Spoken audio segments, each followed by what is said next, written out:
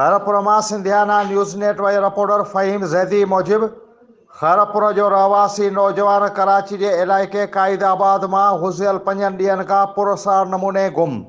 वारिस सख़्त परेशान। खैरपुर के इलाइक़े उस्तागाही पाड़े जो रहवासी 27 साला नौजवान बिलावल अहमद पुट नज़ीर अहमद बिरोही कराची के इलाइक़े काइदाबाद के खोई ॻोठ मां गुज़िरियल 5 ॾींहनि खां पुरसार नमूने गुम थी वियो आहे।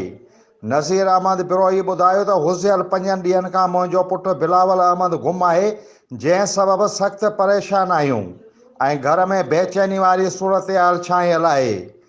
घणी ॻोल्हा जे बावजूदि बि पुट जो को बि ॾस पतो न पियो पवे। कराचीअ में शाह लतीफ़ टाउन थाणे जी पुलिस खे इतलाउ ॾिनो आहे।